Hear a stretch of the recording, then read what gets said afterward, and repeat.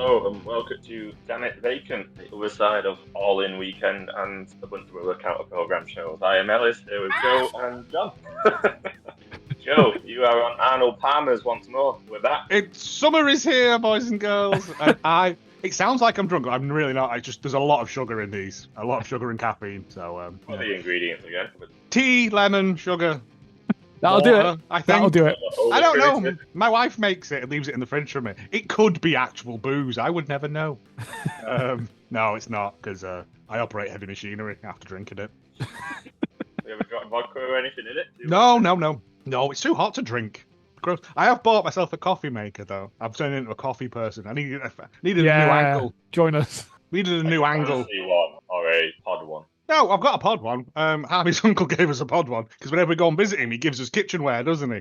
Yeah. I've got so many nice pans that I will never use, because how many pans does one man realistically need? 2? 3? 4? 4 is probably 5? I don't. You can't get more than that 5? on your stove, can you? Unless you've got a range, and in that case, fuck off. But yeah, no, it's not a one. It's not like I can do milk and stuff with it, but it's just I don't drink black coffee anyway. It's just that it's got a timer on it, so I can set it, and I come down in the morning and I've got a lovely cup of coffee there ready for me. Bean to cup or. Oh no! I get it. See, I've subscribed to a thing that delivers me fresh, different beans from around the world, and I'm like, "Can you mash them up for me, please?" Because I'm an idiot boy. And he went, "Certainly." Oh, so okay. yeah. It's nice. It's nice to have coffee that doesn't taste like shit. Yeah. I think it's one of the things I might get into because For a long time, I thought I hated coffee, and it turns out I just hate bad coffee. hate bad coffee. Yeah. Yeah. Now I've I've bought me one of them. It's like I don't know what it's called. It was too fancy for her to send it back. It's like a little silver kettle that you put on your. A coffee percolator. Is that what it's called? The proper old school one. Yeah, and it's got like a little chamber at the top, and then it seeps through. Yes. It's like, that's This is a robot thing. I've programmed it, and now every morning at 6:45, it makes me a lovely. If I remember to set it up the night previously, it makes me a lovely. It's like I've just realised it's like an old-fashioned 1970s tea's made in that respect. I've bought a tea's made. Yeah, but good one for coffee. I feel bad now. I might send it back. I could have got 10 minutes earlier. I wish mine had like a wake up set. That'd be great if I could just have it to make coffee when I go downstairs. It wasn't expensive. No. I mean, if I'd have been able to buy my kettle that I could operate from my don't go back and listen to that episode where I was on about an app controlled kettle. But yeah, you could boil your water and then leave it to cool, and when you came down, it would just be the right temperature for making your coffee. I remember that. It was not. It was a long time ago when my desk was over there. Yes. A little bit. Sorry, before we go any further, a little bit of self-promotion. From me. I know it's rare. This week, yesterday now when this comes out, we finally finished on Hallmark Greatness Castaway, the Castaway 2000, the BBC thing. We finally finished it after apparently 6 months of doing it, which is half the time they spent on the actual Scottish island, which is insane when you think about it. So we finished that. That's done. We don't know what we're doing next, but go and listen to that because it's very fun. We got our first piece of genuine fan mail that wasn't from a scammer or a sex person, so that was fun as well.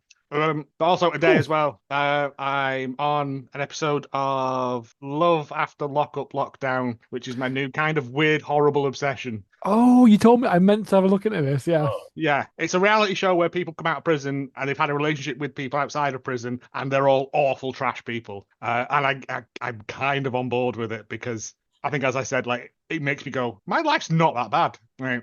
I'm not. It's helpful. Yeah. Yeah. It's just, you got to just stop sometimes and go, obviously, I've got all my own teeth. Yeah. There's just little victories. There are these things that are wrong, but in the grand scheme of things. Yeah, I'm not getting married and then running out on the night of my wedding to go and buy meth. Yeah. Just little things to make you go, it's all right, isn't it? But yeah, so that's what I've been doing anyway. Just put them out there. Go and listen to those if you want. Oh, don't. I'm my dad. And some self-promotion for us. This comes out on Thursday. Look out for next Monday. We've got an interview that we've just done with Sheriff Steele coming out as part of the new Freak Show in OPW. He's now trying to be recruited by Isaac Wynn. Yep. Also runs Kingdom of Wrestling out of Southport. 30th of August is their next show. Go along to it. It's in Southport Market. And so you've got wrestling, and then he's just told as well they've got a food hall in there as well. So it's a win-win. you can go and get delicious food and watch, I'm going to say delicious wrestling, but that's not right, is it? Tremendous wrestling, we'll say. Yeah, I'm going to say delicious wrestling. And it's a Rumble. Why not? And there is a Rumble, and annoyingly I can't be there, which I've already said countless times, but I'm very sad I can't be there. I've also just seen that they've announced for Salford, the one I can't go to, Danny Proper against Nathan Steen. Oh, that sounds good. And I'm like, I might get gently run over a couple of days before. Just very gently. So it hard, doesn't hurt. Hard to get it right, yeah. I know, but I think if I pay someone, a professional. Run over what's the Stig? What's the Stig doing nowadays? Probably begging at the side of Silverstone, I don't know. Yeah, well. Yeah, so Monday coming up, interview with Sheriff Steele. It's good. It's a fun time. Lovely, and then I think the week after is Odyssey. Yeah. And then after that, I'm not sure because Jones.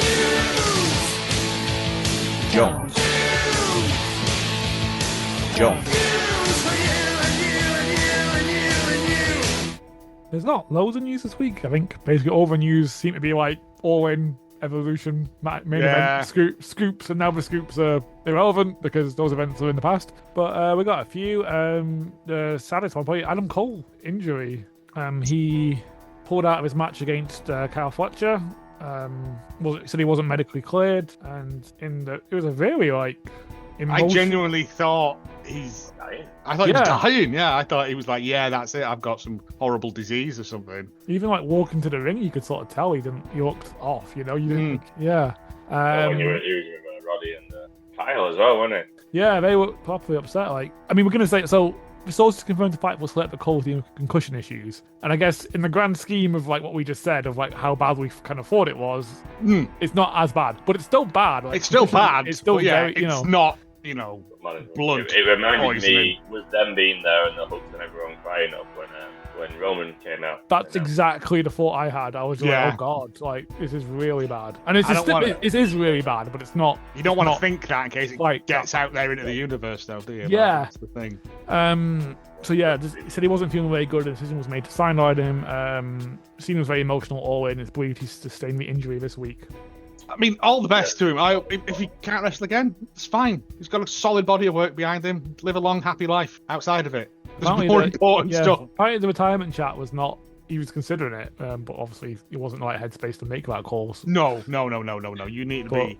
It was genuinely one of those moments, and you could, it sort of sucked the air out of the pay-per-view a little bit. And it's nobody's fault, but, So I saw someone come... It did suck it out. But they're like, they should have just put him on Dynamite so they didn't suck it. I was like, well, no, he earned the right. No, fuck you. Yeah, it was his match. He'd earned that match and he couldn't have it. So let him go out and just say, I love you all.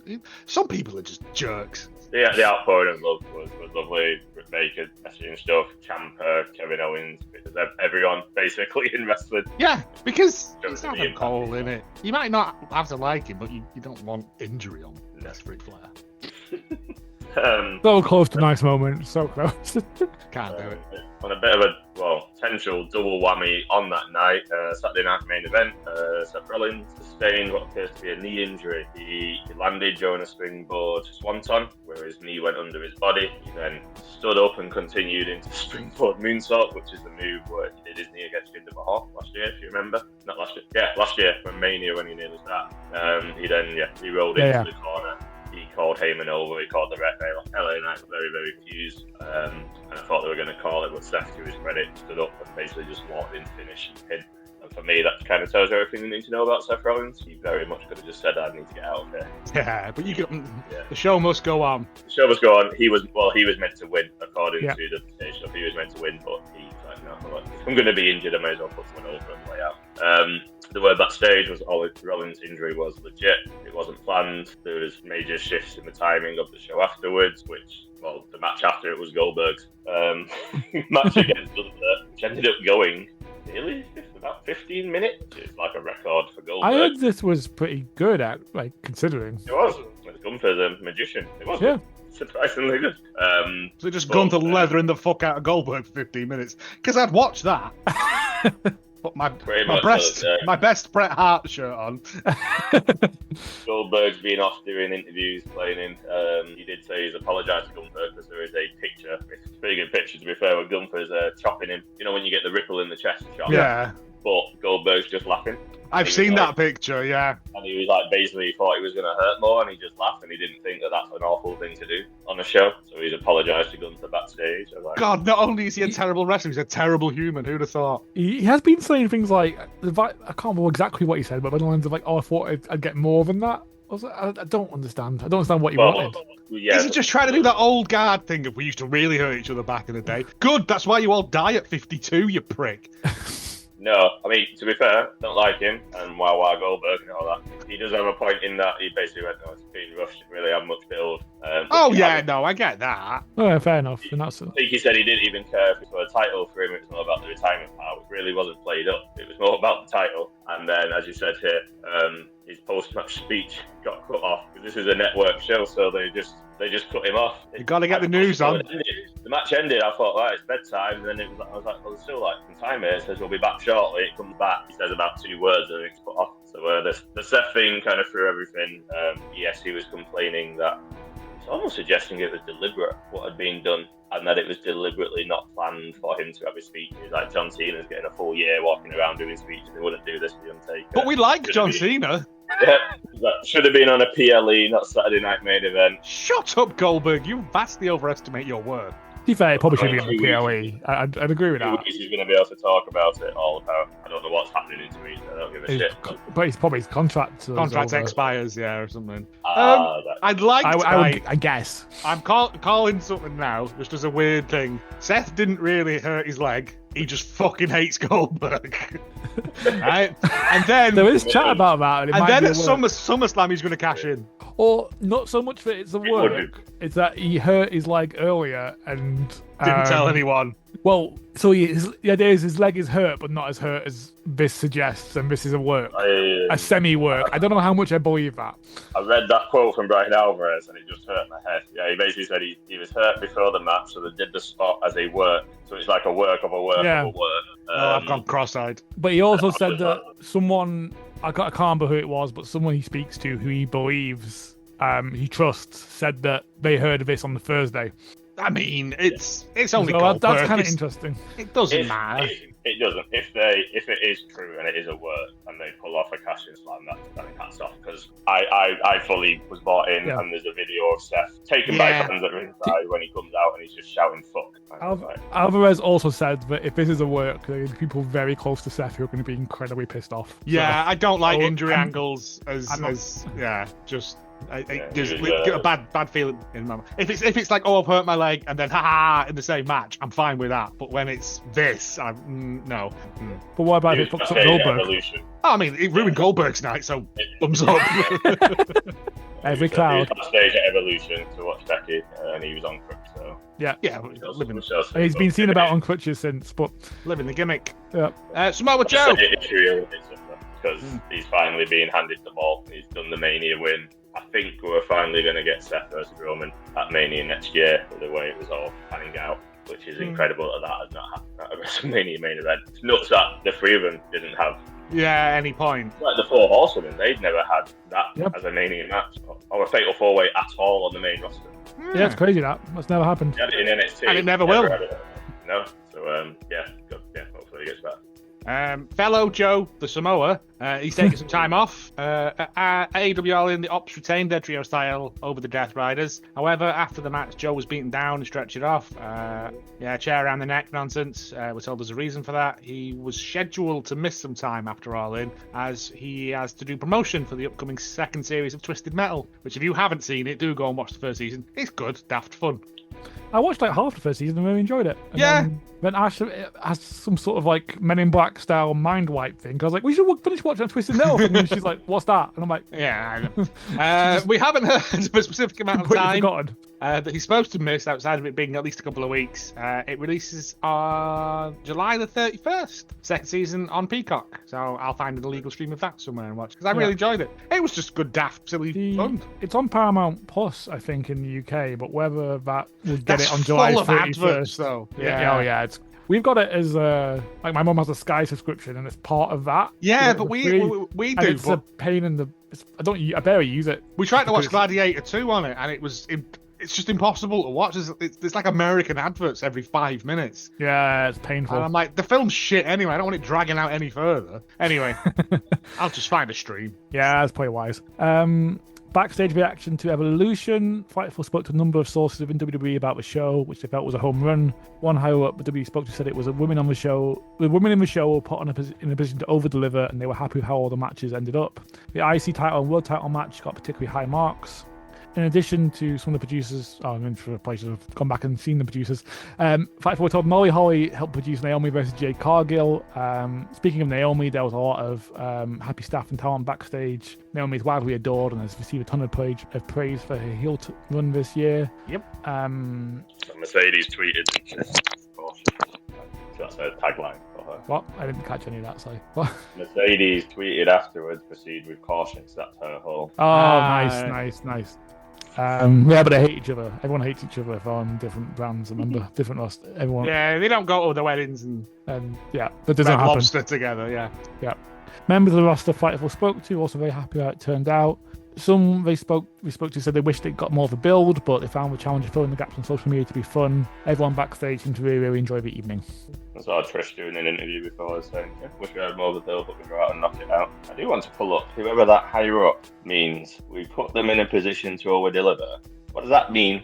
That to me means we didn't put much thought into this. So That's the way I read it. I think that I think that's admitting that they didn't do a good build. We did nothing, and they did more than we asked them not to do. Yeah, it's such a nonsense. I haven't watched it, and it's one of those things I have heard of people that it's actually really fucking good. Yeah, but it's the best show they've done, are you? Yeah, but it's still WWE, man. I'm like, yeah, I know. No, I don't like. You're gonna support one thing, support the women, because I know you're gonna do this every year. And he's like, we'll see if the demand's there. It's a wait and see. They can. That's my one sort of convincing myself, my one allowance to myself is that it is women. I've watched it is because they'll use any opportunity to say we're not doing this again. So at least I've got my Netflix account now says that's one. You have done it, yeah. Yeah, maybe. Yeah, I could have done that rather than watch the new Crow film, couldn't I? Really.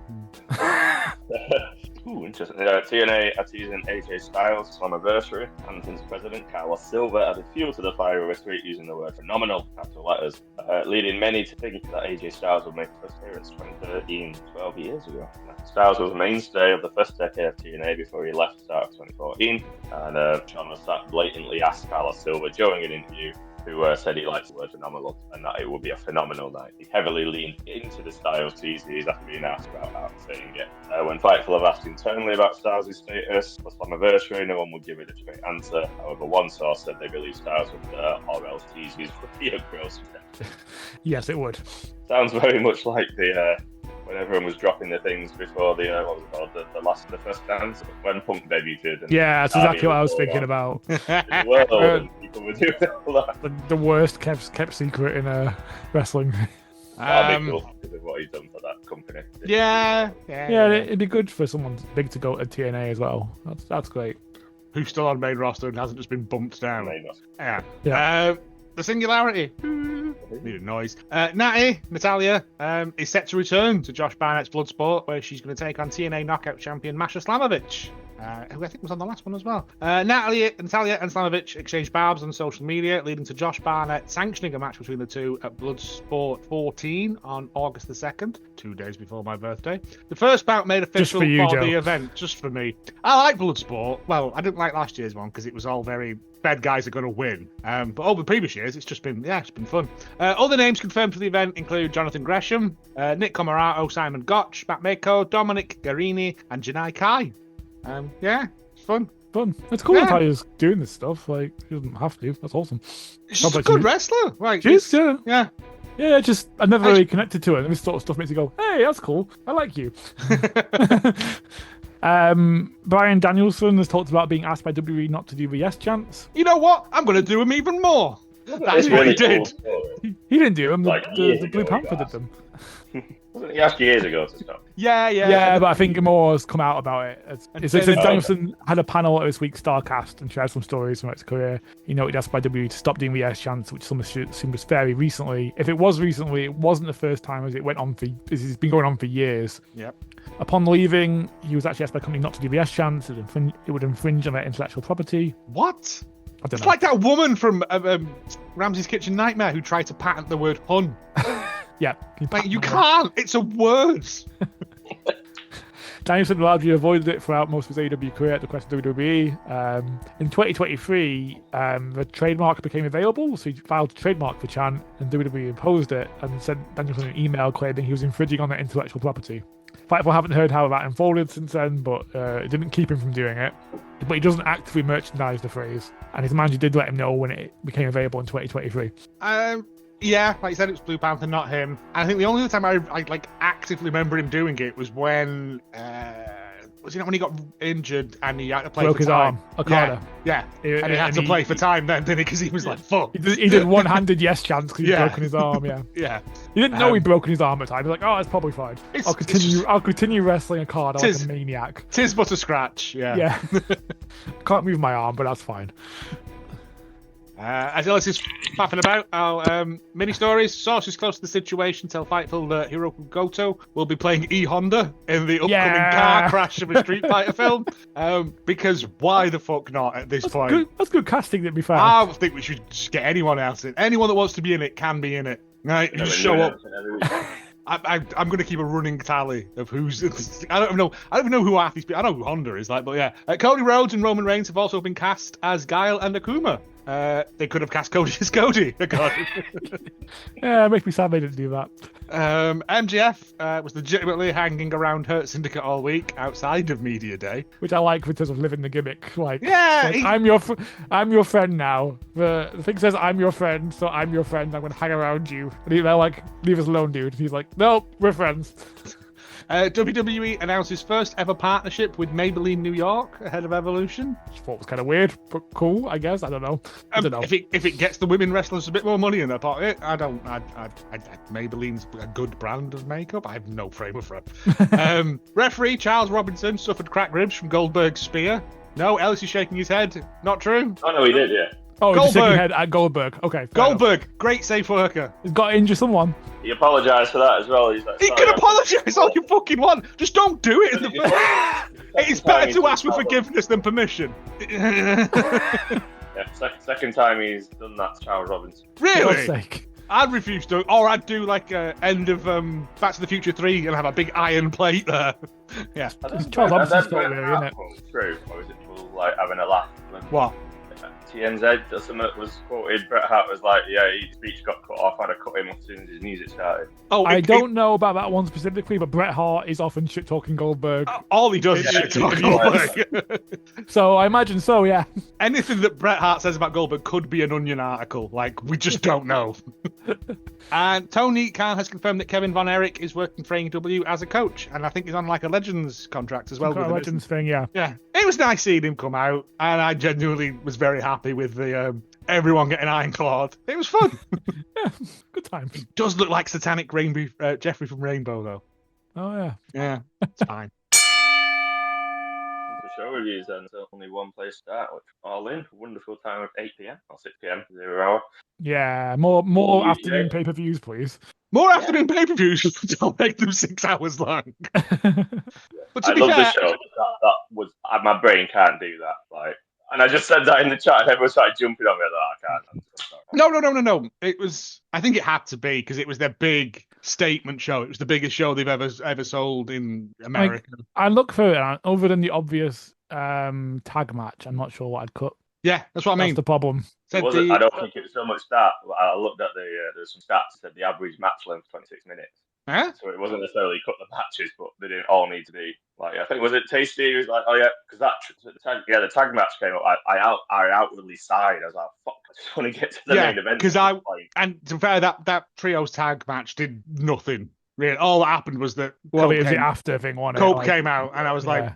But yeah, this was, I think, John, me, you, Butcher, WrestleMania 35, and we went to Manchester. That was the longest pay-per-view in North American history. The one where we got the morning trams back because it was that late. Yeah, this was longer. This has broke the record for the longest ever pay. I did not know AEW's previous longest 4.5 hours, Double or Nothing this year. This is 6 hours. So, man, I can't wait until WWE try and claim that title back. Longest pay-per-view. This pay-per-view is going to run 48 hours. Goldberg's Gauntlet.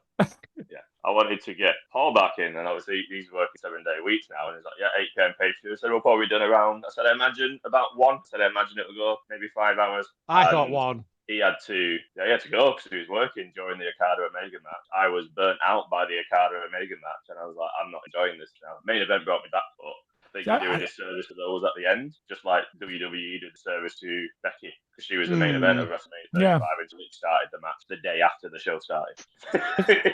Oh, I know. Again, I just think it was because it's their biggest show they've ever done, and they wanted. I mean, again, apart from that trios tag match, there's nothing on there I would have got rid of. I want to make it short. Some of the matches. No, see, I like long matches. I like matches that build. It was all stuff that needed to have room to breathe. Yeah. You know, it was all stuff like the 3 main events all needed to go that long. I mean, honestly, to be fair, I'm surprised Okada and Omega didn't do an hour. Yeah, it's been done before.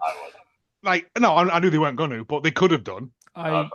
I thought they were going to go till 3, just so it overwent Goldberg's that weekend. They're going to count both your shows. NBC saw to that on their own. I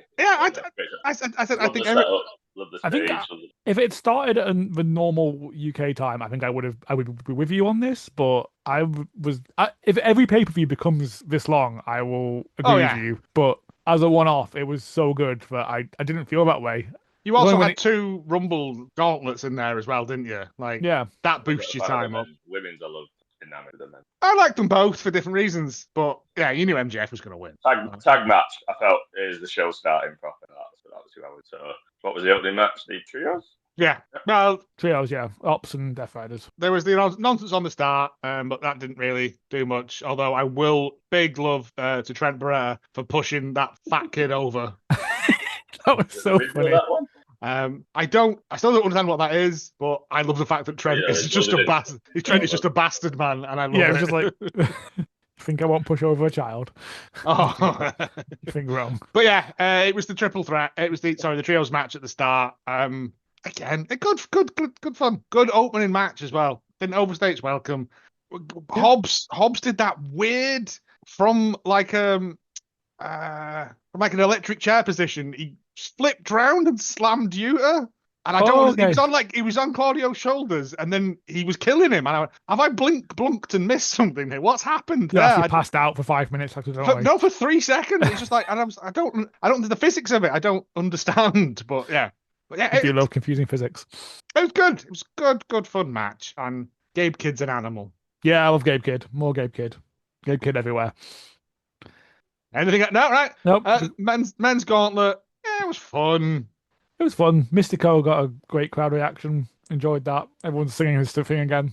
We're just gonna be one of those songs we all just sing now. Fine, cool. Always knew MJF was gonna win it. Yeah, there was a moment when I thought Briscoe was gonna take it. But yeah, you know. But and there were some nice surprises in there.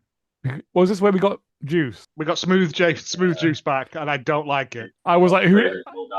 I was genuinely like, his entrance happened. I was like, it says Juice on the Titantron, but who's that? Oh no, it's Smooth Macho Man Randy Savage.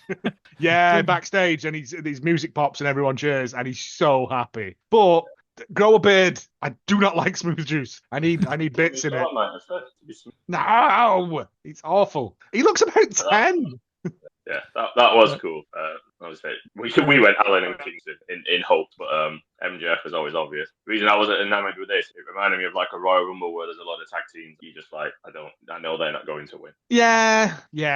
Outside of Briscoe and MJF. Well, we got to see Beast Mortis and Kota Ibushi, and I was very happy. Yeah. Again, I think it's just that thing of it can set up a lot. Like what a Rumble's supposed to do is set up other stuff for further down the road, isn't it? And why I love the women's one. Oh yeah, I mean we got loads of bollocks in that. I have my own theories and fan fiction. But no, like if we get a program between Mortis and Ibushi, yeah, and I want to see Ibushi coming down dressed as a matador, like because I hadn't considered that angle, but yes, because he will, won't he? Like, and it was fun, and it did it overstay its welcome a little bit. But we just got to see bits. We got to see spots, and it was good. And I didn't hate it. The weird 4-way match that was supposed to be with Adam Cole's retirement. Well, sorry, not retirement. stepping away for a moment. It became a fatal four-way between Dustin Rhodes, Sammy Guevara, who had already had a match that night and a match the previous night at Supercard of Honor. Yeah, which was a little bit strange in hindsight. Where you're like, wonder why we're doing that. I still had Fletcher to win. I was like, did not see this coming against Danny Garcia, Carl Fletcher, and Sammy Guevara. Yeah, in this fatal four-way, and it was good. I enjoyed it. I got to see Kyle Fletcher kick the fuck out of Sammy Guevara, which, ticked off the list. And I genuinely did not see Dustin winning. And I was so happy for him. And the bit where Aubrey's trying to give him a title, and I also nod at him like, this is yours. Like, see, I thought they'd done like the Mad Kurt thing to him of not telling him. But I was like, it's done. But yeah, it's just a lovely bit. And I think they needed that after the Adam Cole bit to just G everyone back up again. But it's also Dustin. Dustin's fucking belt collecting now. He's got 3. Yeah, and I'm like, Indies, get him.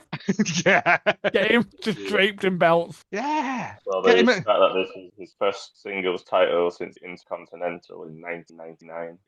I'm so glad they've given him a belt. I was so made up for him because he looked genuinely shocked by it, and I don't know whether or not he hadn't been told or whatever. And Fletcher's time will come. You know what I mean? Like he's a young man. If this is Dustin's like last round, then I think this will be a relatively short reign. But give him fine. all the belts. Yeah, have him fight Mercedes for all hers. Right?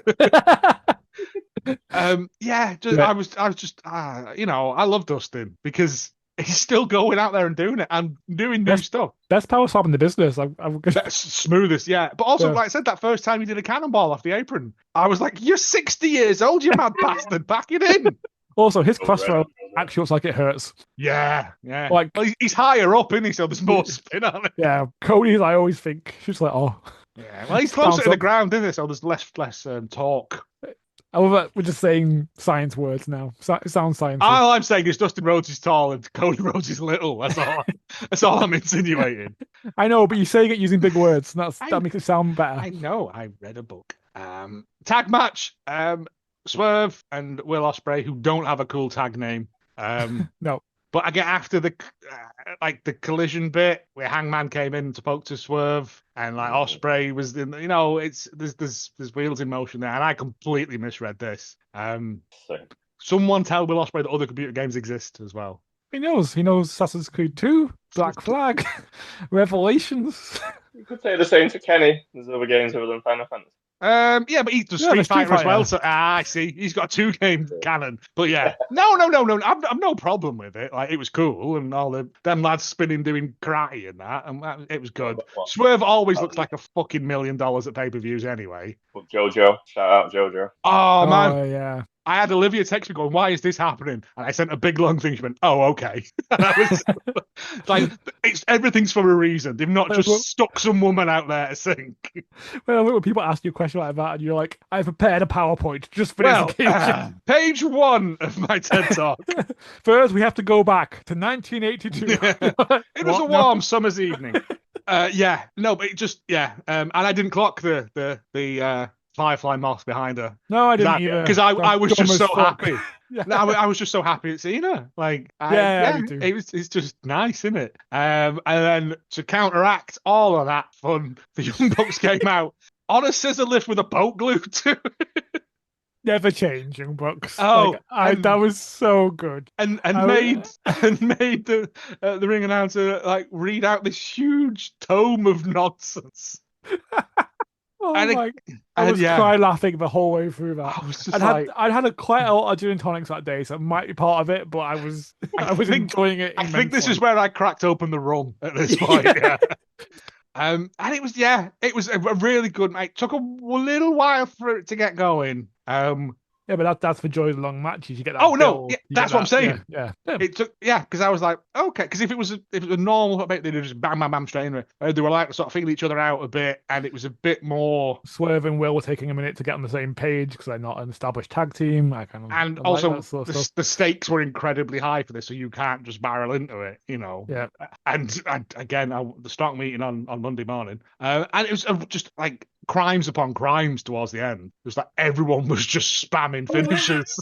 That sequence, that mad sequence where just all four of them going back and forth, the super kick into the hidden blade, and house call. Yeah. And just that combined thing they do looks great. Matt Jackson hitting a hidden blade on Ospreay, which is the ultimate disrespect. Like, yeah. Oh, I was convinced. I bit so hard that they were about to lose, and then Ospreay swerved, didn't he, with the hidden blade? He did. Ospreay hit Swerve a hidden blade. I mean, I thought that was going to be it, and then Swerve took the hits for Ospreay, like Ospreay done to him. Yeah. Again, a Yeah. lot of it was Ospreay getting the shit kicked out of him, and then Swerve just surprise bitching out of nowhere. Which is what he does best. Yeah. It was again a tremendous, great match, a lovely, just brilliant tag team match. I thoroughly enjoyed it, and I was wrong. I'm prepared to admit that I did not see that going. I thought, right, that's that done. They're off out the program now for a year. Oh, I just thought they were going to beat the shit out of each other for a year and then get back to it. But yeah. No, now we've got. You like to see them have a tag run? I mean, I would enjoy gets that. it off the Hurt Syndicate, doesn't it? That's because they've done the thing of painting themselves into a corner, and who can take it off them now? And then you go, well, Swerve and Ospreay. I'm happy with that as long as they do it like build up to it. Like I don't want like a match next week. Oh no. But you know, just have them win some matches, a tag team, get some wins. Remember when wins were a thing? When they had a win record? Wins and losses counted. It's been a couple of years. They should bring that back. They should threaten to bring it back and then never mention it again, like they used to do. Yeah. Yeah, I'd just like to see that like build where it'll get better and better as a team, and then they get the absolutely lock it in and then just destroy the Hurt business. Yeah. Hurt Syndicate. Sorry. You can keep them away from the main title. Do that. Yeah. Yep. Oh, the main title's got its own hornet's nest around it now, hasn't it, Mike? The women's casino gauntlet. Again, I would say the better match of the two. I'd agree. Not just being a Bernard Wright on it, I think was better paced, and I'd like the fact that they go at random intervals, and it's always just when it needs to be. Yeah, but no, and I love the fact that even though Athena had a match, that a lot of people on this had matches the previous night on Supercard of Honor, and Athena came out and just absolutely demolished people. I love Athena so long. So I need to watch Supercard of Honor. Actually, I need to get. It's pretty good. Yeah. But yeah, we got Thekla and Julia Hart having some kind of torture relationship standoff, which I'm all for. Even though Thekla terrifies me. It's just that spider. Yeah, it's the Voldo spider walking thing. It's that bit from The Exorcist where she comes down the stairs. That's all I can think of. Nope. Yeah. Yep. You see? Willow Nightingale in Pink Pony Club, yeah. Yeah, again, that's why I don't pick up on all this, and I love going through stuff the next day and people breaking down gear for all these things that I have no fucking clue what they are. But I love it that they care. We got a couple of debuts as well. We got Alex Windsor and Siori. Yeah, who knocked lumps out of each other. Yeah. Because apparently they've got previous history. That was Stardom, I assume. Stardom, which was told about it. The match is up on YouTube, I think, for free. I haven't watched it yet because I've not had time, but... I didn't even know that, but I will watch that afterwards, yes. But yeah, it was, I'm so confused as to what's going to happen now with it, because I also, again, one of those things as well is I really love when we get a camera focused in on something, like a hold, and then we just get a surprise from out of nowhere. I love that, Like the RKO, the Ofe, all that. So I like those bits. I like stories. No, because it's that thing of when you're watching it live, you hyper focus on one thing because you can't watch 26 people at any one given time. So you hyper focus on the one thing that you think is going to happen, and then you become numb to everything around it, and it just, well, maybe that's just me. No, you're completely right. It's exactly set up that way. It's really effective when it's done well. But I think that now is it a cash in or is it a match? So Tony was asked this in the scrum afterwards, and he basically said that's a really good question because it has been cashed in before. I need to sit down with both of them to make a decision. Right, okay. Because before, the All-In last year, right, in Wembley, it was on Christian Cage won. Yes. Well, Luke and Rituals helped him win, I think. Yeah. And he cashed in, didn't he? He made a triple threat. But whether they decide to keep up with that or not. I like a cash in. It just kind of cheapens the belt a little bit if done poorly. And I don't think they need to do it with that anyway. If done poorly, but the idea of Athena running around with a belt with a contract and cash in at any time, it's terrifying. Yeah. It's genuinely scary. The triple threat tag team match, the Hurt Syndicate, Jet Speed, and the Patriarchy. It was Honestly, fine. It was fine. If it had been on any other pay-per-view, it probably would have enjoyed it a lot more. It's just Yeah. this one was. It was the This lowest. pay-per-view is packed. Yeah, it was the Yeah. lowest point of a stacked card, And I it think wasn't like it was bad. It was just, again, we were on now like what, hour 5, Yeah, I think at the point you realise this was going to be a long show, and you're like, Yeah. oh, it's a bit of a and natural long. I've started on the rum. I've drank too much of it already. Yeah. I have misjudged this. Yeah, I thought I hadn't I realised thought we how were much was left nearly on the done. card. Yeah. But again, just a good amount. The main takeaway of it was that Nick Wayne turns on Cage. Christian Cage is left all on his own, and Saved by Cope. is saved by Cope, who still gets time to run the stage while his mates get the shit kicked out of him. I love that bit. I love that wrestling bit where people are like, hang on a minute, just don't kill him. I've got to do my Jeff Hardy dance. I've got to set off his fireworks. I think he overtakes Jeff now. I think it was 51 seconds someone timed it as, plus pyro.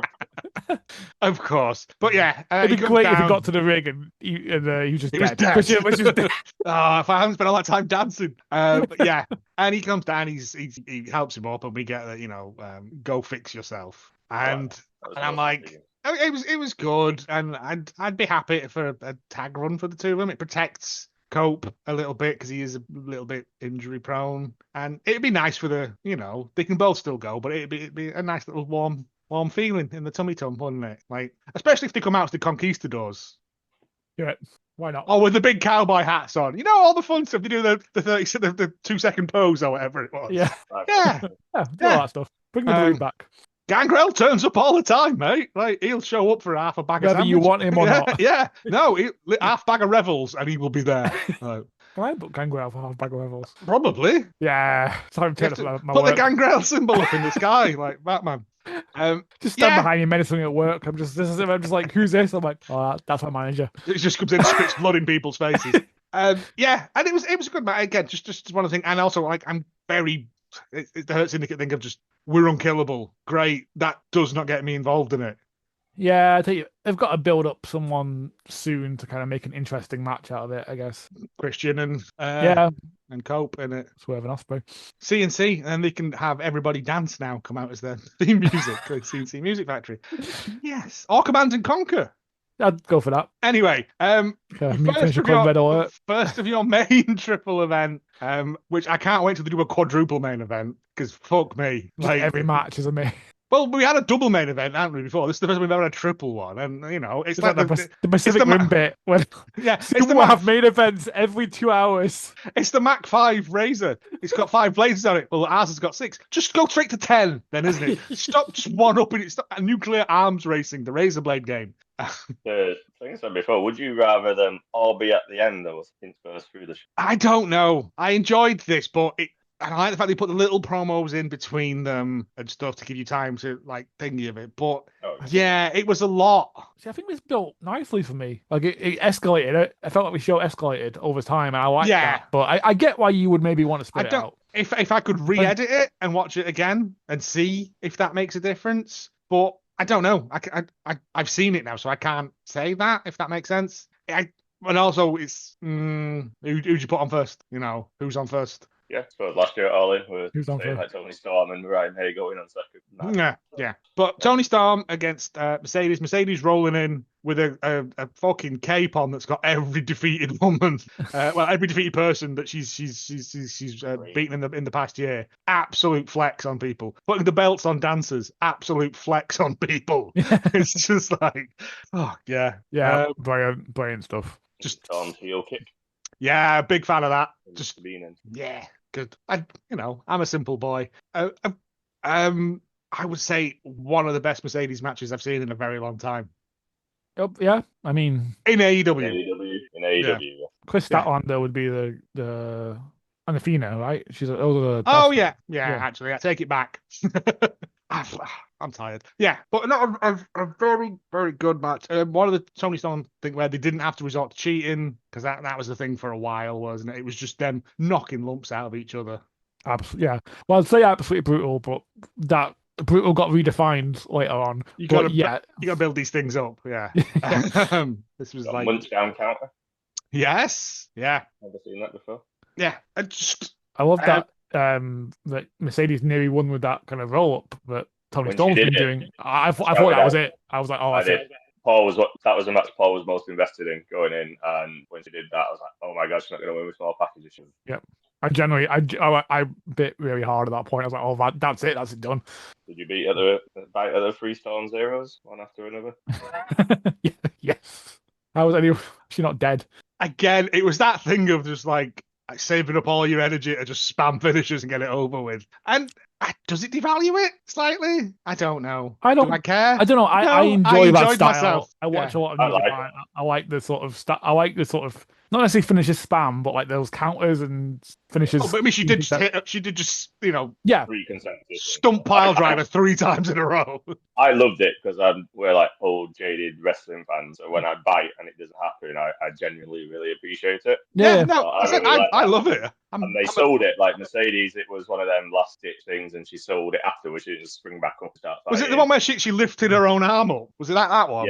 Yeah. I liked that because it's like this arm's fine, but this one can't get up. Yeah. Paul, next to me on the counter of it, that disengaged Paul, you shouldn't be kicking out when you've had 3 consecutive. So he was at the complete other end of the spectrum to where I was. I was like, yeah, it's amazing. I enjoyed it. It was a good match. It was a good setup for your first of your triple main events. I think it was like more of any other night. Could have been like match of a night, main event. Yeah, it would have been because it was good. It was well told. There was kissing. It still had those moments of absolute silliness in there. But as an avalanche finisher, that is a scary one. That looked horrendous. It genuinely scared me. Do not care for that at all. No, because but again, they know what they're doing. 1001 for Mercedes, wasn't it? This is 1001 wrestling match ever. Really? Well, I thought it was 1,000.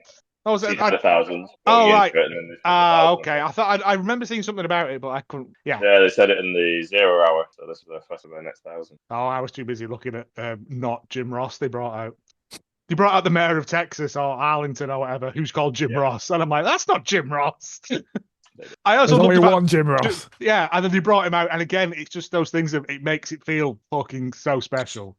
Yeah. But Jim Ross comes out, and even though like even more so, he said the word diverticulitis 900 times. He said he's had it. I was like, what's he not had? He's 1,000 years old, isn't he? He was the man just keeps getting back up. Like, cannot be killed by conventional methods. Like Homer when he's boxing. Yeah, Homer Kid Gruesome. Hit Mo. The kids could call you Hoju. Second main event, Kazuchika Okada against Kenny Omega in a unification of the Continental and International Championships, but also yes. That sums it up. In the scrum, Tony decided in the scrum because the Continental Champion won, it would now be defended under Continental Champion rules. And if that had been the case during All In, he would have fired Don Callis if he got involved in matches not allowed in Continental Champion matches. Oh, okay. Maybe he's setting that up somewhere down the line then. Probably. But yeah, Okada when he's making it up as he goes along, but fine. Yeah, well, aren't we all? Yeah, that's a good point. Okada, when he tries, is fucking tremendous. Oh yeah. No, I know, no. It's just that thing, but like a lot of when it's someone who's beneath him, he's just like comes in, yeah, that's it, and that's his bit, yeah. But when it's him and like someone, oh fuck, it's Kenny. Best put my trying on trousers on, like yeah. I guess I have to do things this match. Yeah, I'm gonna have to eat some shit in this match. Kenny nearly won, right? He got a 1-winged angel off, but didn't Callis pull the ref out? Pull the ref out or move the foot? Yeah. Continental. Yeah.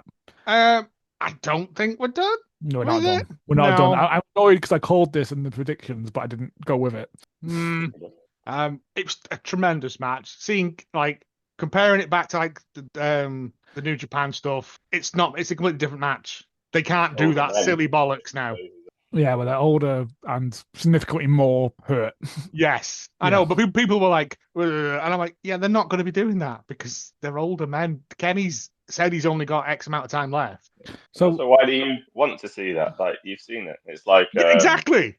What was the one they did straight away? Ricochet and Ospreay. People are like, why is it not like that? You don't want it to be like that. And KO and Sammy earlier this year when everyone wanted the same ladder spot. No, they're totally different story. I'm pretty sure Ricochet and Ospreay had fought before like after that match, everyone knows anyway, and it wasn't the same match. Like, why No. people expected the same match, I don't know. I think it's just what people, we liked it. We want. Well, what's that match? Do you want to watch that? Yeah, familiarity breeds contempt. I don't know, Yeah. but no, I loved this. It's a while since I've seen that side of Kenny, like murdering people. So continental rules is that people can't get involved. Apparently Right? so. No one involved. Right, so that No one that makes on sense for the ringside. rematch, doesn't it? Of like, you gotta fight me And Callis without can't be there. bullshit. There Yeah. we go. Yeah, okay. Yeah, we're not done. It very much seems in the scrum that Tony was making that up because he Oh, got it is. asked about the involvement of, and Callis was looking very confused next to him. And then she said, "Thank you, love your decision you just made." Because then when he was asked about the contracts, and he was like, "I'm going to go talk to them," he said, "I've obviously set a precedent of making up rules during this scrum." He's like, "So I'm going to go and Yep. talk to them." I was like, "Well done, good self-awareness." On a completely Yeah. different note, did you see Tony Storm's scrum? That was That was tremendous work. Thank you, Liz. Fuck you, mother. a list of my enemies, Yeah. and Tony Khan, the jury's still out. Yeah. yeah, you look nervous a second. It's gonna go a bit CM Punk for a moment. No, she's again like Athena's. Carried Renee off. She did apparently, yeah, because well She after the wanted to Mox, damage her. yeah, Wasn't after she? well also Renee had to get back because Mox was dying. But yeah, just gonna put her fingers in all these fork holes. But yeah, her stealing her. Yeah, I love Tony. He's great. But yeah, I need to watch this. I've not said anything on this, but I need to watch it back because this was like when Paul was going and my head was gone at this point, and I wasn't enjoying it at this point. So I Fair don't enough. And it ended quicker because I was literally typing this show's going forever, and they've got loads left in them. And then as I was typing that, I was like, oh, it's just one. Oh yeah, Again, I mean, I it don't think could have gone forever, but it Yeah. didn't. Good. But Yeah, yeah, that's why the next pay per view is just going to be Okada as the mega best out of 12 falls. yep. Forbidden Door? Ben does next one, isn't it? So Oh it could God, be. is it? Oh Could be. no, do I need to go to London? Oh, God. And then All Out be the one where they We'll see. Your main event, your main event, your third main event. Hangman Adam Page against the AEW World Champion John Moxley in a Texas death match. This was completely normal and everything was fine. Yep, I did not go "Ooh," all the way through it. It's when he was welling him with that fork in the head, and he's There was just a bit on Instagram where pissing. he's like revealed the fork. I'm like, oh yeah, I've got this. And then it showed a replay and it like in slow motion, like pissing blood everywhere. And I'm like, no. Why have you brought? Is a grapefruit fork a thing? Yeah. Can we rewind to his entrance? Oh, we got old Hangman.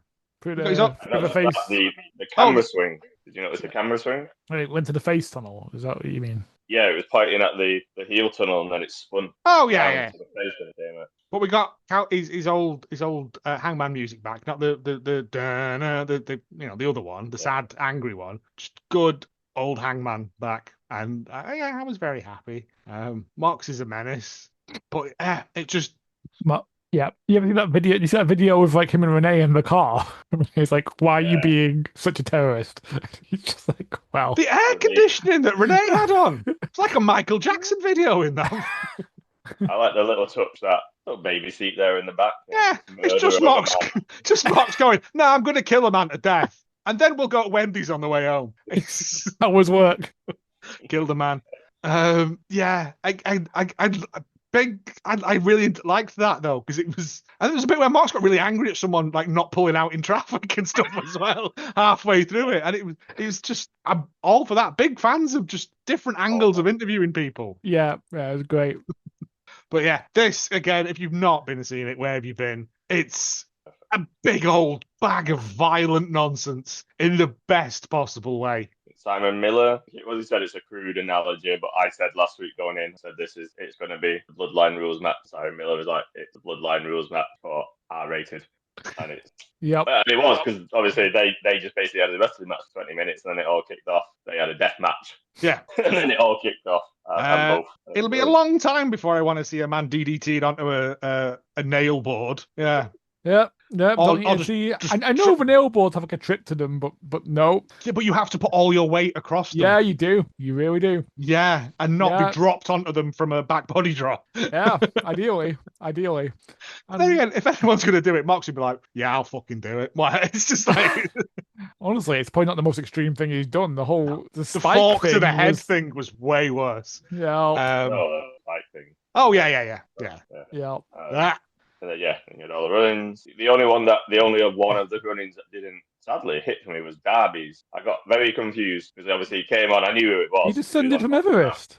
That was him coming down from Everest. No, not him coming down, because the crowd didn't really react to him. When his video came up, I was like, yes, here he comes. And then obviously Blue Panther was there.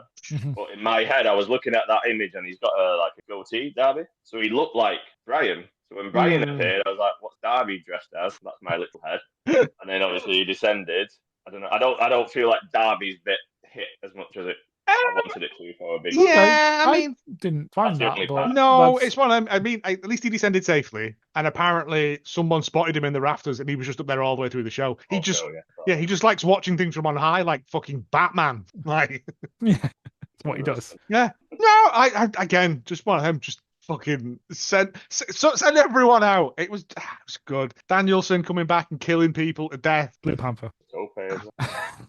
All right, Blue Panther. Blue Brian. Yeah, it was. What was a nice touch where it did differentiate from like the Bloodlines rule part.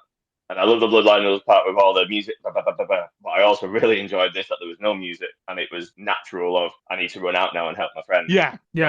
Not do a coat, play my music, I'm going to do a little entrance and I'll be down. It was, oh fuck, get out of the back. Yeah. I love both, but it was like quite organic. Yeah. Marina Shafir gets handcuffed to like the timekeeper's table. We had Ospreay come out, he got killed quite swiftly. Young Bucks came out, they seemed to turn the tide. Who took the Young Bucks out? Swerve, wasn't it? Swerve with a chain. Yes, that's where Swerve appeared, the chain. Oh, well, yeah, then it was Marina Shafir, because he was like, I'm going to hit him with the belt that he so desperately wants to see, go and open it, which I thought was nice as well, because that meant that he was then in the ring for the end. Yeah, and then that was well done. Great pop with Nana appearing because he's handcuffed her. It's a menace. Then you get Swerve with the chain and the nod. And the look and the nod, and yeah. And again, you know, I don't pick up on these things, but it's the callback to 2 years ago when the same thing happened. Yeah, Hangman. Yep, and that sell from Mox, fucking incredible. Gives you chills watching it. The fact that he's so panicked at the tap. From Mox, yeah. Is think of, oh, this is fuck, what have I done? He is going to kill me, and there's nobody left. Yeah, taps, and it's just that look of. And Hangman looks down at the case, and I was like, please don't be full of spring snakes. And the look of sadness. He couldn't open it. I thought that was why he was so sad. I thought he was crying because he couldn't open it. Oh, man. So it's like the Roman being handcuffed to that pole thing, and he couldn't undo that for ages that time. Yeah. And it's just a lovely moment. And I went to bed a very happy man. And it's still got, belt still had Bryan Danielson's side plates on it. A nice water touch. Yeah. It was. Mox said all along, so you've got to be worthy, you've got to step up, and I think try and kill me. Bryan was the last worthy person, and he probably hates himself for what he did to him. Why does he put a bag on his head and make him drink bleach then? Wrestling does weird things to people sometimes. That's not what I do. People I love, I just like get them soup and stuff. I don't know. Just get away. Oh yeah, but. Yeah, so it's again. Some people saying it was overly long. I thoroughly enjoyed it. If it had started at 1, I'd have had a different opinion on it. But I thought you meant the match, not this match. No. This match is great. I'd have took another hour of them just finding new and more interesting ways to kill each other. Getting everyone out the back and just everyone. Get the refs out, let them fight like in Mystery Wrestling. As an overall show, tremendous stuff. Absolutely amazing. Too long? I don't think so. I said if it was at 1 o'clock in the morning, like it normally is, then yeah, it would have been. Yeah, I would agree to you then. Took up my entire Saturday evening, and I was happy because what else am I going to fucking do? Well, that's a depressing insight into your psyche, but okay. It's true. But yeah. Yeah, that's also fine. Some people can't focus 6 hours. Oh, no. I get it. I mean... I wasn't 100% focused for 6 hours. I drifted in and out of, like, certain matches because I can't focus on stuff that long. No one can. Unless you run a lot of fucking Adderall. Yeah. Okay, so we need to get some Adderall for the next pay-per-view. That's what I'm hearing. No, don't do that. It sounds like the Americans quite like the afternoon pay-per-view, looking at the reaction online. Let it be known then, people. Because Give us a break. It's great over here being able to watch wrestling at a normal time. Yeah. Mania was as well, wasn't it? Because it was on the West Coast or whatever. It was on Vegas, which is a different time zone to normal. Yes. So they were afternoon, and that went down well with people who were there. I love that we say normal. We were still watching at 2 a.m. That's just early for us. Yeah, but that would have been 8 a.m., wouldn't it? That would have been like the sun's up. You've been checking in for work. Yeah. Like when you started seeing towards the end some Americans on like Blue Sky and that complaining like, oh, it's getting a bit longer this, and you're like, shut the fuck up. Mate, you're not you're not watching fucking GCW at 4 in the morning. Yeah. You know nothing. But yeah, that again. You merely adopted great the thing. dark. I've my brother. I was like, go and watch this. Go and watch this show. You don't have to do it all in one go. ITV as well, isn't it? This Thursday. I don't know what they're cutting. It's only 5 hours long on ITV. Might just be cutting all the promo packages and just showing the. Probably. Hopefully. The other thing I want to credit them for, which I'm really glad they did, and I was worried they wouldn't. They often over rely on blood, like they do. It's fun, but I was like, knowing what the main event was going to be, I did not want to be seeing everyone pissing blood all night. Oh no. Away from that. I think the only blood we saw, I think, was accidental. Tony Storm bust a mouth. Yeah. And that just made the main event then more special. But we have seen shows before where it's tag match for nothing and everyone's blood. Yeah. But no, I think they knew with this that they paced this and built to it. There's only one match that needs colour, and it's the one that some would say had too much colour. And he's not oversaturated. Nah. He's more blood. He's opening the show tonight. I've not even looked at this. What's on so there's he is. I was kind of hoping the Death Riders would kind of disappear for a little bit. Now they've been done, but they're in a trios match against Hangman and the Ops minus Samoa Joe. So it's Hangman is opening Dynamite with a promo, and then the trios match is, I think, the main event. Okay. Bit weird, but I kind of like Mox to go away because it's like Thanos. Like, I've done my work. Yeah. Like when Roman went away after Mania for him. The power levels and the commentary from people, it's very, very similar. Everyone hated them. Well, not everyone. People disliked what Mox has done. But it doesn't change the fact the ending was superb and the final stretch superb. And now he's getting his flowers, a bit like with Roman over a longer period. Got the flowers when it ended. I would like him to disappear for a little bit. And come but back. Just leaves the Death Riders leaderless, and they'll just slowly crumble in on themselves It needs to get like a souffle. Yeah. Get him on that Greg's vending machine. Yeah, 9 months since that title. It's back on our TV. Yeah, it looks good. It's a good belt. I like it. And I was happy that it was in there because I just had a feeling it was going to be a ha-ha, it's not here. They did keep saying, apparently. I know, but then I thought you're over-egging the pudding here a bit, aren't you? Like, yeah. It's good. Yeah, superb show. Forbidden Dawn next, I believe, 24th. Sunday, 24th of August, bank holiday weekend. Woo! Sounds right. And then All In next year will be back at Wembley. Tony Khan's already confirmed that. So. Yes. Yeah, I think that was always the plan. Saving my pennies. Look, over the last 2 years. It's Coldplay. Fucking Coldplay. Yeah, we've had who were performing at the halftime show at that football thing. That was that. Last Coldplay. 2 years of All In, we've had the pleasure to be there last year. Brian beat Swerve. Yeah. Really, that's where this kind of all started. Mm-hmm. Brian was the one who then got I might go to that. Might go to that Coldplay gig and just start suplexing people. Just chant yes throughout the whole show. Just chant all the way through it. Yeah. No, because they'll think I like Coldplay. Until you're served with a cease and desist by WWE. So yeah, that was All In. Look forward to it being back at Wembley next year. We've already done Goldberg, was it? We've already done Seth. The only thing on men's side, and I hate with a passion what I'm about to say.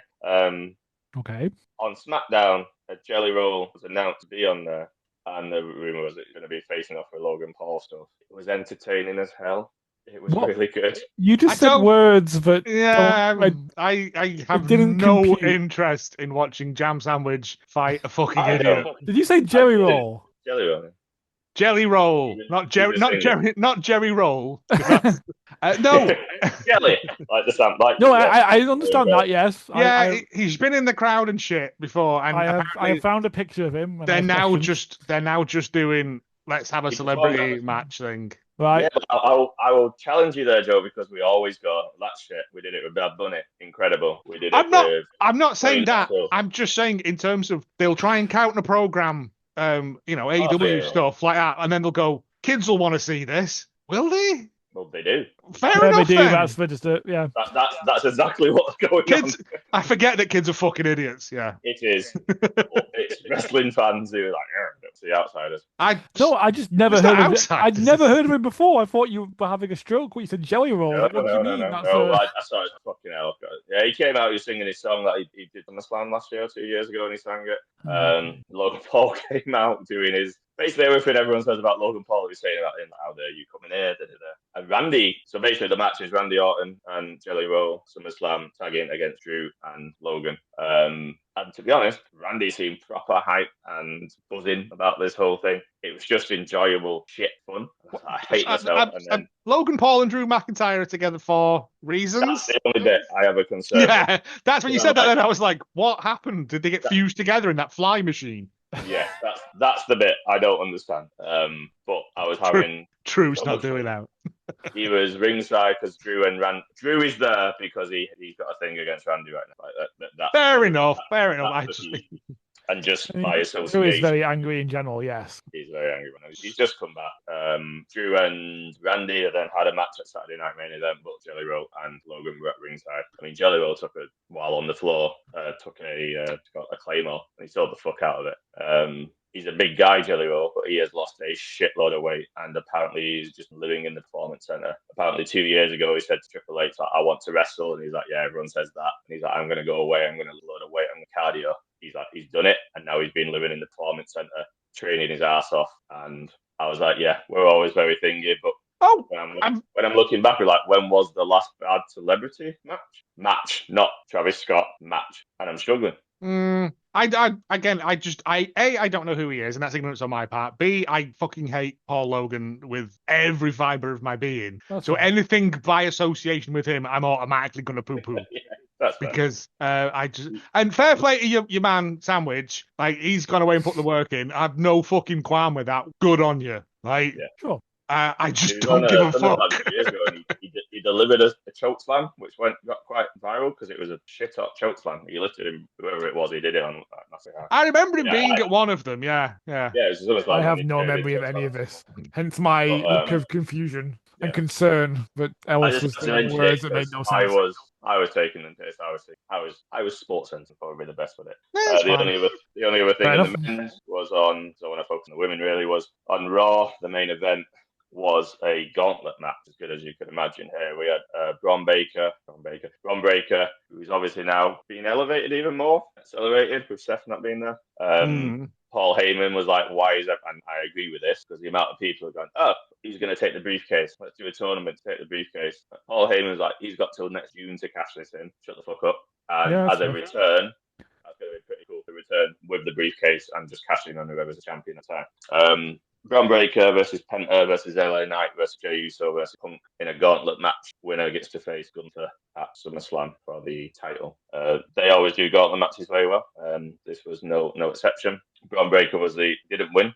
Punk won, but Breakker was a standout. He started. He beat Penta. They had a really good 15-20 minutes. LA Knight came in, wasn't as interested in that, but he beat LA Knight. Jey Uso came in. He beat Jey Uso with a bit of help from Bronson Reed. I thought it was a little bit lazy. They went, oh, there's no DQ in these. I was like, why? It is just a one-on-one. Like, there's no reason for there to be no DQ. We've decided. It was like, you're just trying to justify the nonsense. So screwed there. And then Punk's final one out. Again, interference coming in. But yeah, they just had a great match. You know, that Frankensteiner he does when he jumps on the rope. Like, head scissors them off the rope.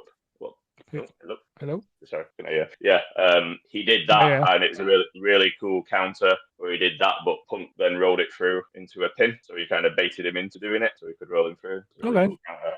And then the ending stretch was, they were 2-on-1 in Punk, and Jey Uso came back out, so obviously he'd been screwed over. He helped even the numbers, and Punk hit the GTS to win. That sets up him and Gunther, which has been teased for a while. Apparently, it was an original plan for WrestleMania at one point, which will be that'll be a really good match. As he's pointing up at Gunther, who is watching from one of the boxes, he then starts getting beaten up. Jey Uso's getting beaten up, and then the Roman Reigns' music. I have not heard of it like this. I heard he returned. In ages. Like, the noise was absolutely off the charts. He came out, cleared house. He picked Jey up, and for the first time, I think, ever, they looked at each other like equals. Because if you think about it, in the time Roman's been away, Jey has now been a world champion. Picked him up. he looked at Punk, who held his hand out sarcastically to be picked up. Obviously, Roman was not having that. He didn't beat him up. But I'm not picking you up. I don't like you. You're still the person who kind of lost Paul Heyman. So yeah, I don't know if they're setting up Roman and Jay versus Braun and Braun at SummerSlam. I would much prefer Roman Reigns versus Braun Breaker. That's a match very much like it. But yeah, the crowd were off charts for him. You know that Cody Rhodes, like the football kind of chant that everyone was doing. They were doing that, but for Roman, and I've never heard them do that. So yeah, absolutely off charts for that. But Evolution, this. I was when I watched it, I'm knackered, so it was a long night the night before. I woke up about 1, and I thought I'll put it on. Let's see what happens. And that triple threat, it woke me the hell up. Becky, Lyra, and Bailey. That was fast paced. Like I was just like, this is fucking madness. Yeah. You watched all this? You said you watched this one. I watched it on my phone on Monday morning on my commute, so I did not have the optimum viewing experience, but I've watched the whole thing. Yeah. Yeah. Did you enjoy? I enjoyed it. Yeah, it was a fun match. It was fast. It was, as I say, it was going to waking you up because I was sitting on a bus at 7:30 in the morning going. So. Yeah, I think because it was fast, it never really fell into the triple threat trope that we talk about. Because when it did, they were very quickly back in the ring. Really clever counters and all sorts of stuff. I do enjoy some of the counters, and I really like the end was super smooth with the way kind of Becky rolled Bailey into the backslide pin to get I just sort of came out of nowhere. That was well shot. Like the camera was positioned well, and I was like, good work, very good work. Yeah, still a big, all of them. No, just still a big fan of Lila after seeing her in Dublin, so I was kind of wanted to win everything. But yeah, I have a feeling she's going to get it back at SummerSlam. I think so too. Obviously Becky's retained. She then walked past a girl who was holding a Becky Hogan sign and started screaming in her face. And then on Raw, when Becky came out... if you're going to say things like that to someone, you're going to deal with the consequences. Well, I mean, little Seth Rollins nod. She did a backstage thing. She was like, I'm not Becky Hogan, I'm Becky Reeking. So yeah. But she came out on Raw dressed in red and yellow. Nice. But the Raw follow-up to this, so the first hour, it's only 2.5 hours Raw, bear in mind the gauntlet was 50 minutes a show. The first hour of Raw was pure women. It opened with women. It then had 2 or 3 matches, and one of them matches was a 2 out of 3 falls match between Bailey and Lyra for them to get a final shot at Becky. Oh, okay. That match was also incredible, which Lyra won. I might look into that because Lyra, I love Bailey and love Lyra, so I could watch that. Yeah, Bailey's having a bit of a renaissance in terms of like going out there and putting absolute quality matches on. Yeah, she's great. And Lyra won that, so this would be match 3. She won the first one, she lost the second one. Match 3 on the main roster. Obviously, she had her upper hand in NXT. But yeah, they absolutely killed it. And every match did. Charlotte Flair's reaction to her hot tag genuinely warmed my heart when she just kind of looked up like they actually are cheering me, and she made a little kind of love heart symbol. Alexa Bliss has done wonders for her, taking her away from just doing last side quest. Like do a side quest, show her as a person. That's what people are responding to, like her as a person, and that's good. In some ways, it's almost like that car crash promo actually kind of triggered this, and I'm not. It's obviously terrible, but it's weird that we've got to this point. No, I think that, and the Players Tribune article as well may have helped with that because it shows them as real people. Like, yes, you can boo them and that, but also bear in mind there is a person in there as well. I think you put it best on in the WhatsApp group. I think I said something along the lines of you didn't really see much of the real person, just the way Charlotte Flair has been like presented and booked. She was, and that's fine to a point, but it's not good for a face. No. Hence the relatable babyface jokes, like but sort of recently, you've seen more of the real person behind that and help you connect to someone and actually become a relatable babyface. Yeah, I think people respond to that. I can't relate to Charlotte Flair. I can relate to the person who wrote that app. Yeah. So that's what we're seeing. So long may that continue. There are other matches. I'm not going over all of them. The main 2 then is Naomi and Jade Cargill. Bianca as a special guest referee. So you had the 3 back together. That's announced Saturday night main event. Bianca refereeing. I think she's still injured. She's still got her hand taped up. So I don't know if she's going in return. That's why she's been gone. But this was a no holds barred match. It was really fun. Not fun. Some bars were a little bit nasty, but it was fun. I've just been so desensitized to violence after AEW that I didn't really hit the same way. And that's nothing to do with the match's fault. It's just when you've got them back to back, when you watch things back to back like that, you can't help but for them to affect each other. That was good. There was a Jaded off the top rope through a table to win. Yep, that was pretty horrible. Yeah, that was a good one. And yeah, that was Naomi killed seemingly for the rest of the night. And then the main event.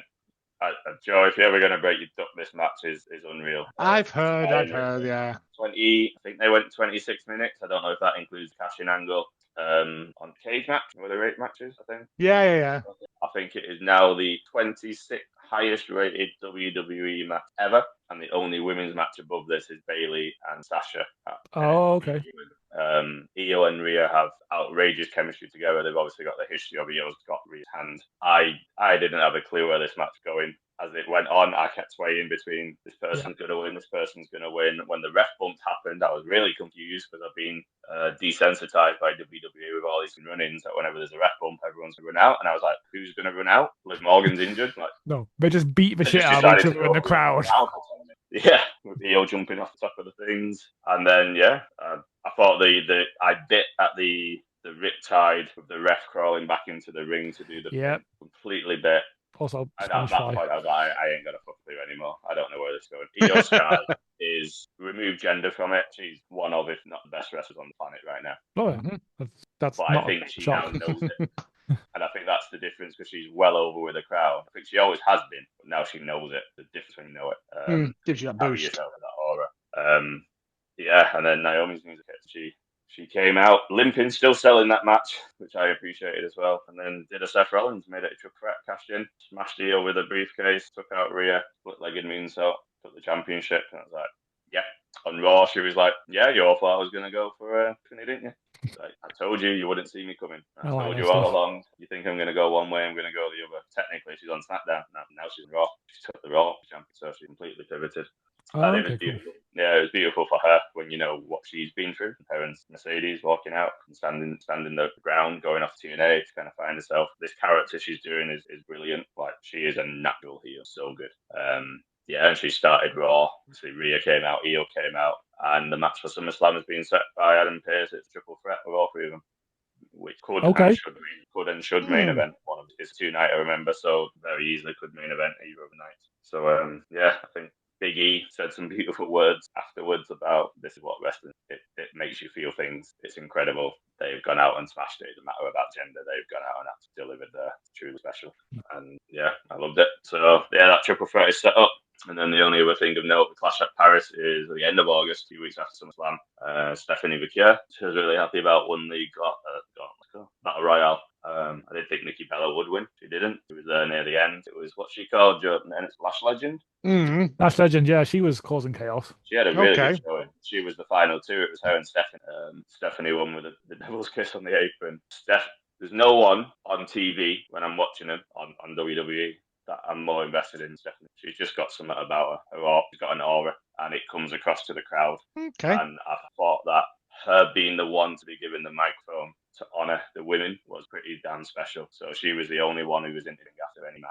And she was the one, she was like, this is really hard for me. English isn't my first language. And then continue to cut a promo in perfect English. She said the killer line, it's not my first language, but wrestling is.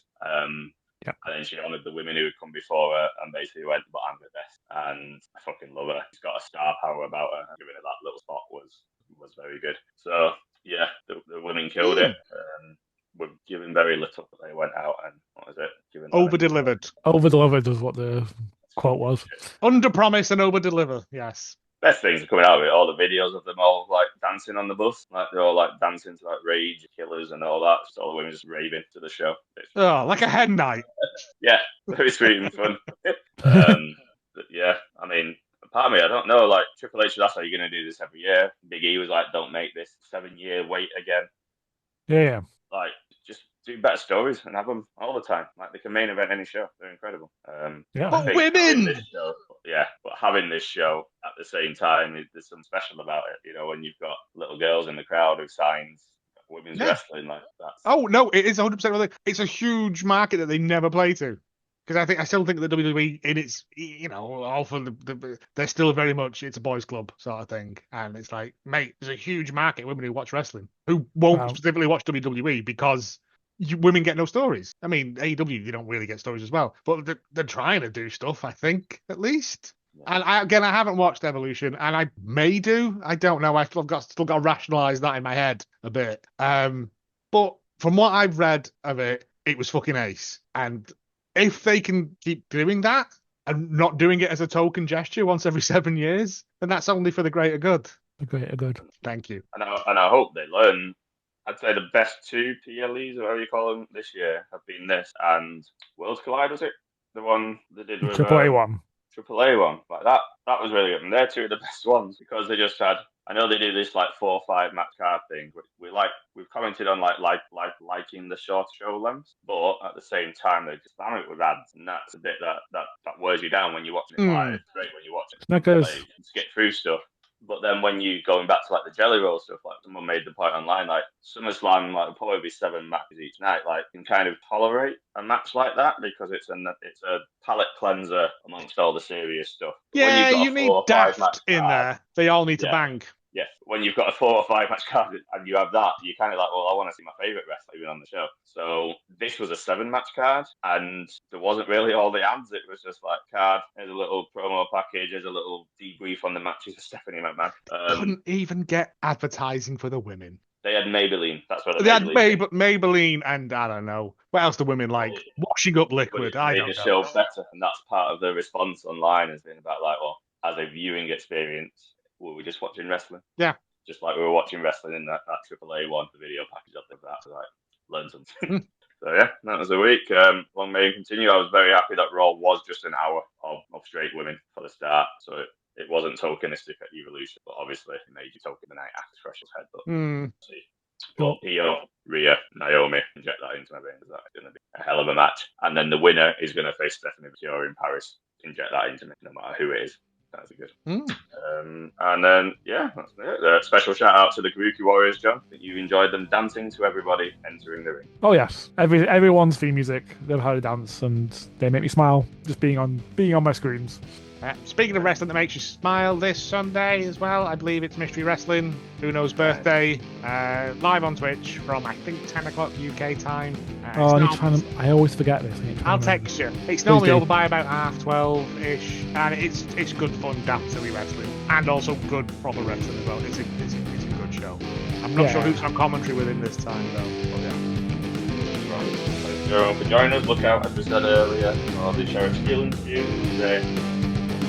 Goodbye.